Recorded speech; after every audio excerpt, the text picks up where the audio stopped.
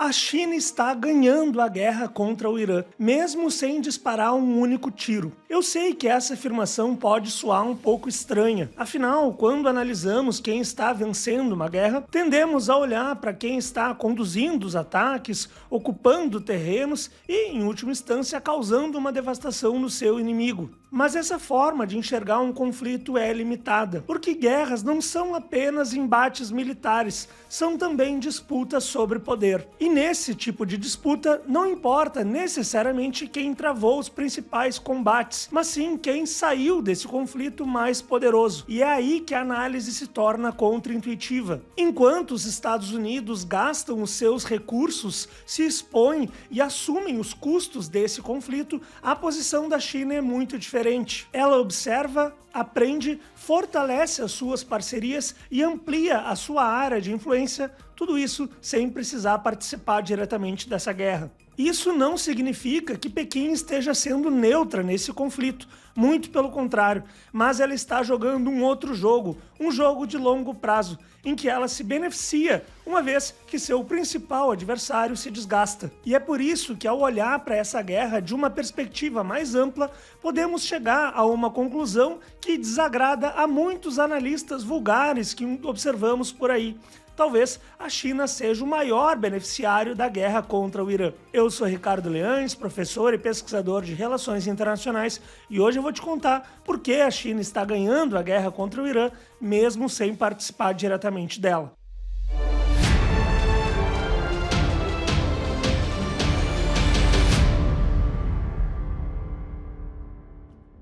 A primeira questão, para eu expor a tese que eu quero demonstrar aqui nesse vídeo, tem a ver, por óbvio, com o que significa ganhar uma guerra. Quem tem acompanhado os meus vídeos aqui no YouTube ou me seguido no Twitter, já deve ter observado que eu sempre insisto na tese exposta pelo pensador Karl Clausewitz, que falou lá atrás: a guerra é, em última instância, a continuação da política por outros meios. Mas Clausewitz estava se referindo ao embate entre dois lados dentro de um mesmo conflito, querendo dizer nessa oportunidade que não bastava observarmos qual o nível de destruição causada por um lado ou por outro para avaliar o seu vencedor, mas sim que teríamos que observar qual dos lados estaria mais próximo de atingir os seus objetivos estratégicos. Mas nesse vídeo eu pretendo fazer algo diferente. Eu pretendo demonstrar que muitas vezes em guerras, um terceiro país que não participa diretamente desse conflito pode acabar sendo o seu principal beneficiário, porque é o país que mais ampliou o seu poder nessa disputa. Porque observem, pessoal, que as guerras, em última instância, ajudam a distribuir poder. E não apenas entre os países beligerantes, mas também entre aqueles que estão assistindo e que podem sair dessa disputa mais fortes ou mais fracos. Um grande exemplo desse cenário é a Primeira Guerra Mundial. Esse conflito, como muito provavelmente vocês sabem, começou na Europa, opondo países que acabaram constituindo dois blocos distintos. E os Estados Unidos, embora tenham participado também da Primeira Guerra Mundial, não tiveram uma atuação muito efetiva em termos de combates, até porque a Alemanha, naquela oportunidade, percebeu que o ingresso estadunidense naquela guerra muito provavelmente indicaria a sua derrota. E naquela oportunidade, então, optou por uma rendição incondicional. Mas, independentemente da participação reduzida dos Estados Unidos nessa guerra, o que sabemos de fato é que os Estados Unidos foram o principal beneficiário desse conflito. Os Estados Unidos entraram nessa guerra já como a principal economia do mundo, mas eram ainda devedores dos principais países europeus. Só que a realidade do campo de batalha acabou beneficiando e muito os Estados Unidos em termos econômicos. A indústria estadunidense, nessa oportunidade, cresceu enormemente, justamente se aproveitando do fato de que os seus concorrentes europeus, naquela oportunidade, estavam centrando os seus esforços nos recursos da guerra. Além disso, os Estados Unidos, além de quitarem as suas dívidas, começaram eles mesmos a emprestar os seus recursos para os seus aliados e saíram daquele conflito como principal credor internacional. Vejam, portanto, que os historiadores historiadores são praticamente unânimes em dizer que os Estados Unidos foram os maiores vencedores daquela guerra, e não necessariamente porque eles tenham tido uma participação decisiva nos campos de batalha, muito pelo contrário, eles nem precisaram ter esse tipo de atuação, mas do ponto de vista econômico, inegavelmente eles venceram, e aqui é o ponto principal. Quando analisamos quem vai ganhar uma guerra, não podemos apenas olhar para os beligerantes, precisamos também ter olhos para países que estão observando isso ou que estão apenas participando indiretamente, como é justamente o caso da China na guerra contra o Irã. A partir do momento que levamos em consideração que a guerra, em última instância, redistribui o poder no sistema internacional, é importante analisarmos quais são os ativos estratégicos dessa atual guerra para compreender como a China se beneficiaria desse conflito. E aqui, sem dúvida, precisamos destacar o fato de que o Irã é um parceiro fundamental para a China. Não se trata de um país qualquer, um país com o qual a China tem boas relações. O Irã apresenta um nível de aproximação com a China que é muito mais profundo. Por conta da sua posição geográfica, o Irã é um verdadeiro elo das relações da China com o mundo, uma porta de entrada da China com a Eurásia, até porque o território iraniano conecta a Ásia Central ao Oriente Médio. Desse modo, a gente precisa ressaltar a importância do projeto da nova Rota da Seda, que é, sem dúvida, a principal iniciativa geoeconômica, geopolítica e geoestratégica da China ao longo da última década. O Irã, nesse sentido, ocupa um lugar fundamental para a iniciativa da nova Rota da Seda. E caso o Irã fosse derrotado nessa guerra, e no pior dos cenários, caso o Irã sofresse uma devastação ou fosse balcanizado, caso ele tivesse um destino semelhante ao que teve a Líbia, a Síria ou o Iraque nas guerras passadas, isso representaria um tiro fundamental nessa iniciativa chinesa. Além da sua posição geográfica, o Irã é fundamental na China também por razões econômicas e energéticas. Como vocês certamente sabem, o Irã detém algumas das principais reservas do mundo de petróleo e gás natural. E por conta das sanções internacionais e do isolamento diplomático ao qual foi submetido o Irã ao longo das últimas décadas, China e Irã acabaram se aproximando do ponto de vista econômico. Hoje, cerca de 90% do petróleo iraniano vai para o território chinês, e algumas estimativas dão conta de que o Irã ocupa um lugar de 15% a 20% nas importações chinesas de petróleo. Essa relação não é importante apenas em termos quantitativos, mas também qualitativos, porque caso a China não estivesse lá para comprar o petróleo iraniano, talvez o Irã simplesmente não encontrasse nenhum comprador possível, porque poucos são os países que estão dispostos a aceitar, desafiar as sanções econômicas impostas pelos Estados Unidos. E se atentem, pessoal, que a recíproca também é verdadeira, porque a China também se beneficia, porque ela pode comprar petróleo iraniano com desconto. Isso é absolutamente fundamental para um conjunto de refinarias privadas chamadas em inglês de teapots. Essas refinarias operam sob uma margem muito reduzida. Então, um petróleo com desconto é absolutamente fundamental para que elas tenham alguma lucratividade. E isso acaba beneficiando a China e dando à indústria chinesa a garantia de que terá energia mais barata. Um outro elemento fundamental que conecta a geografia com a economia é o fato de que a China também tem investido para se aproximar do Irã em termos de infraestrutura. Eu já comentei aqui no canal que recentemente a China e o Irã inauguraram uma ferrovia que liga o território iraniano ao território chinês. Esse vínculo é absolutamente fundamental para que ambos os países não precisem mais depender do comércio marítimo para garantir a exportação dos produtos de ambos os lados. Isso é importante por dois motivos fundamentais.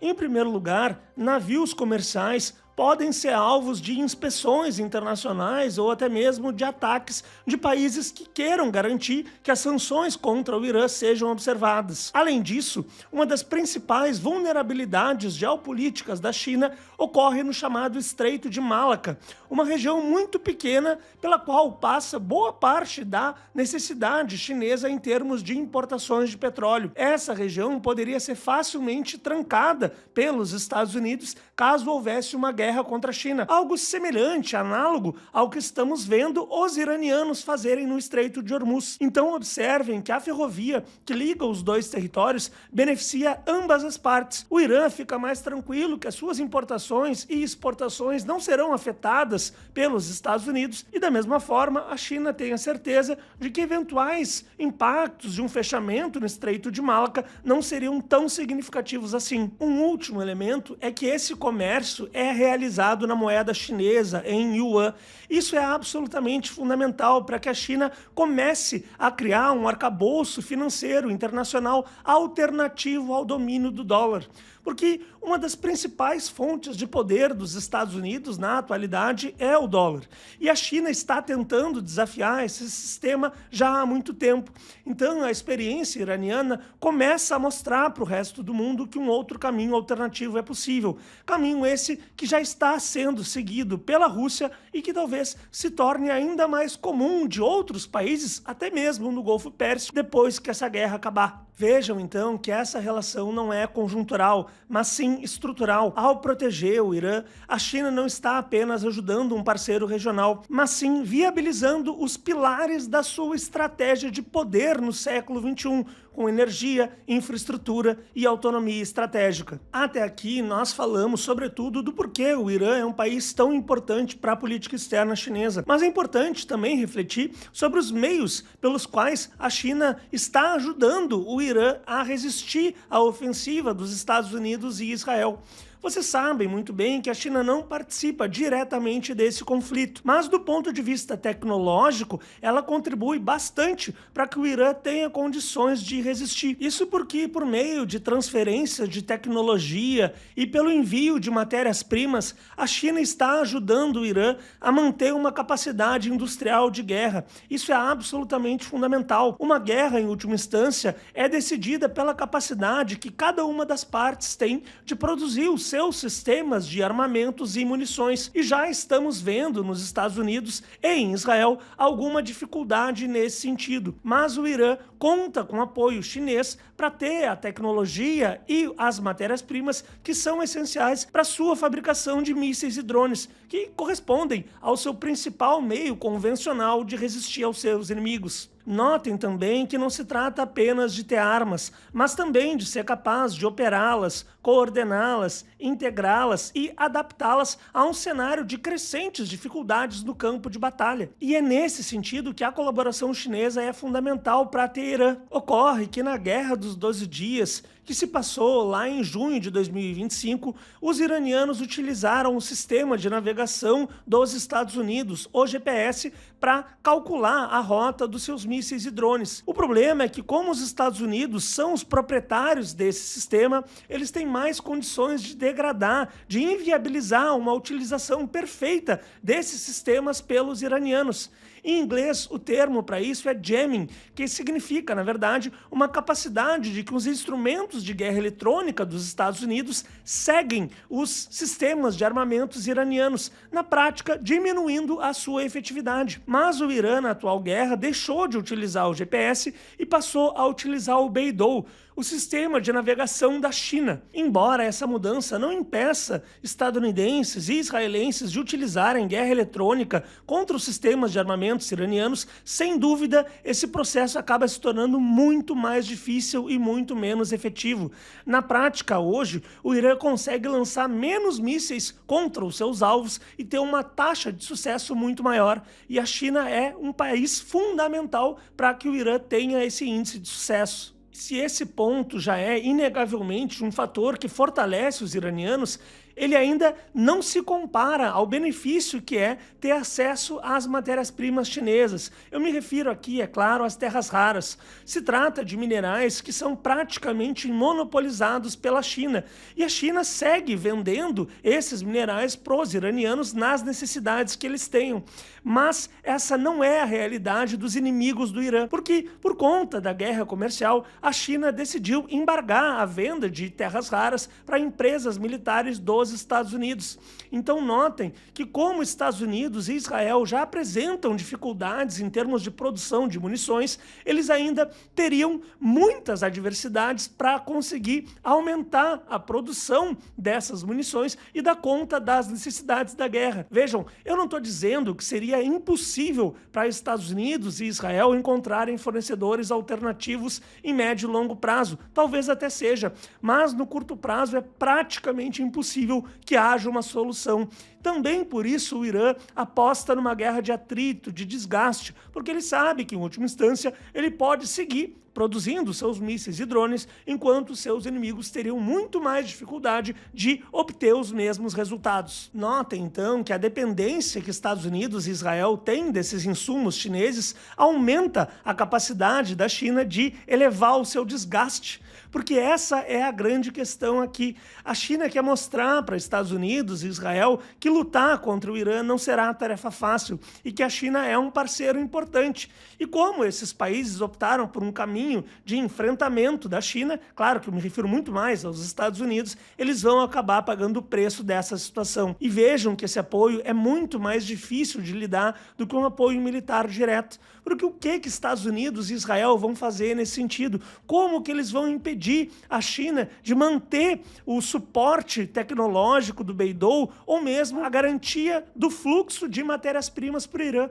É muito mais difícil de viabilizar esse cenário sem entrar em guerra contra a China, o que obviamente não é do interesse deles. Aqui a gente começa a entrar nos principais benefícios que a China tem dessa guerra.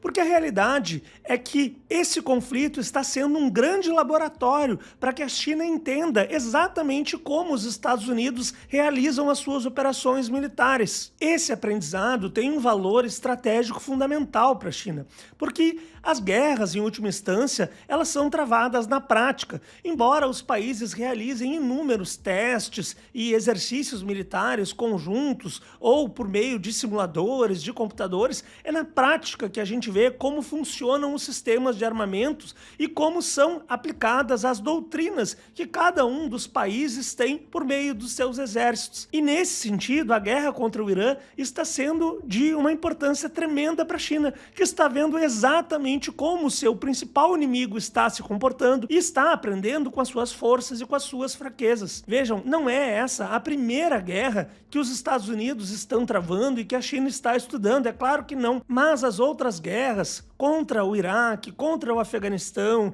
mesmo outras operações que foram conduzidas em outros cenários de guerra, foram completamente diferentes, porque se tratava de inimigos muito mais fracos. Nenhum tinha as condições do Irã de resistir à ofensiva estadunidense. Então, na prática, a China está se beneficiando enormemente desse cenário, porque ela aprende com os erros dos inimigos sem precisar incorrer nos custos desse aprendizado. E um dos principais aprendizados que a China está tendo desse conflito é a certeza de que o fato de que a China hoje é a principal potência industrial do planeta lhe confere uma vantagem sem precedentes. Porque, como eu comentei mais cedo, a capacidade de produzir mais armamentos e munições do que o seu adversário é uma fonte fundamental para a garantia de vitória. E se o Irã consegue vencer Estados Unidos e Israel, ou pelo menos fazer frente a eles, a China certamente conseguiria se sobrepor aos seus inimigos, sejam eles os Estados Unidos ou qualquer outro país na Ásia. Outro benefício importante que a China está tendo dessa guerra é o desgaste ao qual os Estados Unidos escolheram se submeter ao atacar o Irã, porque todas as guerras implicam custos significativos em termos militares, econômicos e políticos. Até mesmo quando a guerra é vencida, quando ela vale a pena no final, é um risco grande que um país incorre toda vez que ele opta por esse caminho. Essa situação é particularmente relevante para um país como os Estados Unidos. Os Estados Unidos ainda são, teoricamente, a principal potência militar do planeta. Os Estados Unidos têm 800 bases militares, 11 porta-aviões. Eles têm que estender o seu poderio para todos os continentes do planeta Terra. Só que isso, evidentemente, tem um custo. E no momento em que há uma guerra, um país acaba tendo que reduzir o seu foco de atuação em outras regiões do planeta. Essa situação é descrita em inglês por um termo chamado de overstretching. stretching, ou numa tradução livre, algo como sobrecarga estratégica. Isso significa dizer que grandes potências que têm uma atuação mundial têm custos muito grandes, têm prerrogativas extensas e, obviamente, essas responsabilidades aumentam quando ela está travando uma guerra que ela pode perder. Nesse contexto, o mais provável é que ela precise dividir as suas forças e o seu foco de atenção apenas tentando enfatizar o país contra o qual ela está lutando. Só que isso tem um impacto tanto para os seus inimigos quanto para os seus adversários. Vejam, por exemplo, o caso das baterias antiaéreas que foram retiradas da Coreia do Sul e do Japão. Isso teve um impacto significativo para os Estados Unidos. Em primeiro lugar, isso mostrou para os aliados estadunidenses que, em última instância, os Estados Unidos estão mais preocupados com Israel do que com eles.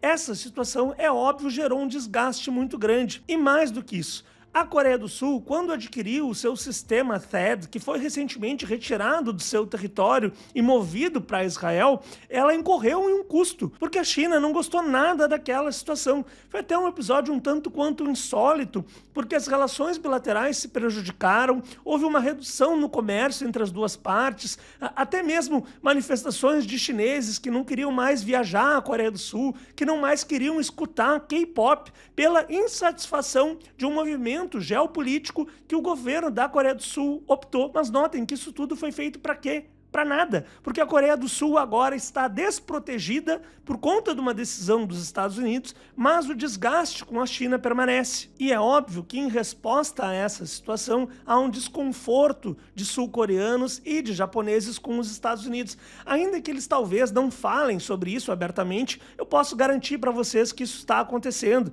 porque esse é o modus operandi padrão dos estados nas relações internacionais. A partir do momento que eles fazem uma aliança contra um país mais forte, eles esperam algo em troca. E quando esse algo em troca não vem, eles precisam buscar uma alternativa.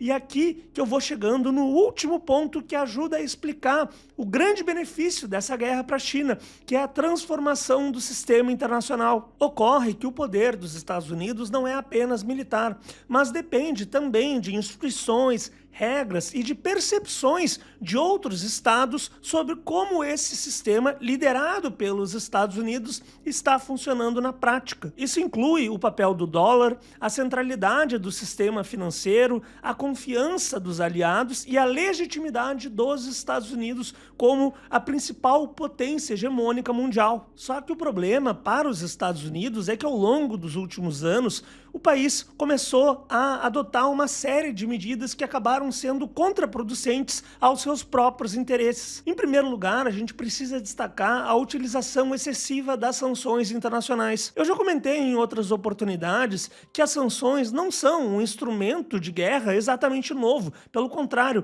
mas elas se tornaram muito mais comuns ao longo dos últimos anos. E, de maneira geral, elas conseguem ter um impacto muito significativo contra países pequenos que encontram-se isolados dentro da ordem mundial. Mas quando as sanções se tornam mais comuns, quando aumenta o número de países sancionados e, sobretudo, quando alguns desses países não são pequenos e têm mais condições de se sobrepor, de burlar essas sanções, elas começam a produzir o efeito contrário.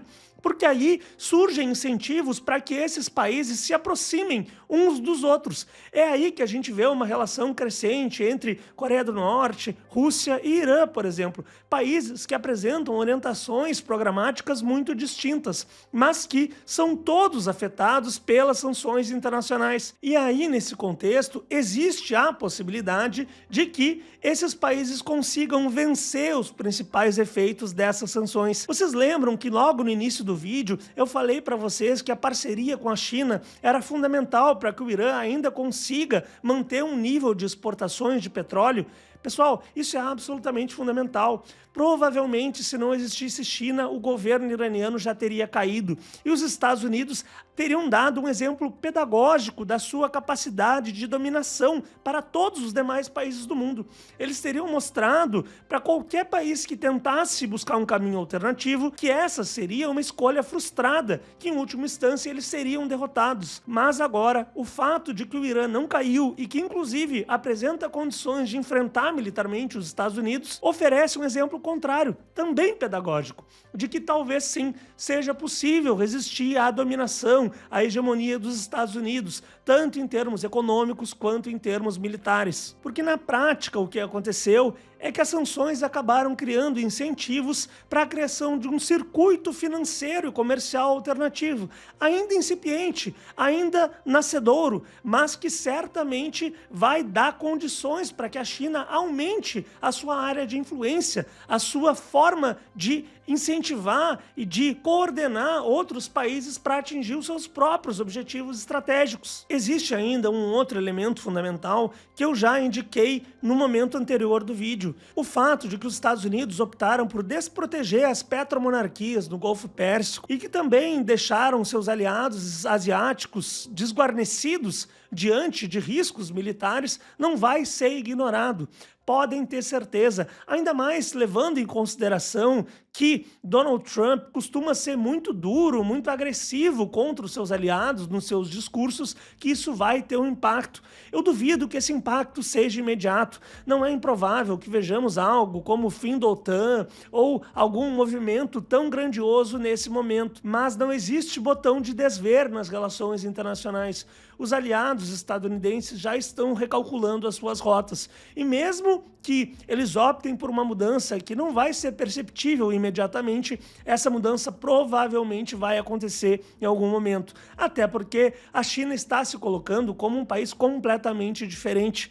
Os Estados Unidos estão se comportando de forma predatória, enquanto a China enfatiza a defesa do direito internacional e respeita as preferências e as pretensões de todos os países com os quais ela opta por interagir, seja em termos militares, econômicos, financeiros ou comerciais. Notem, então, que a China está emergindo como um parceiro confiável num mundo em transição, em que a hegemonia dos Estados Unidos se faz cada vez menos presente e que caminhos alternativos começam a aparecer como possibilidades concretas. E é nesse tipo de transição que as guerras exercem um papel fundamental. Elas não criam mudanças que não existiam, elas apenas aceleram processos que já estavam em curso. E aqui eu volto àquele exemplo do início do vídeo, da Primeira Guerra Mundial. A Primeira Guerra Mundial não foi importante para os Estados Unidos por si só. Os Estados Unidos já estavam ascendendo em termos econômicos, militares e geopolíticos, mas a Primeira Guerra Mundial acelerou esse processo. E talvez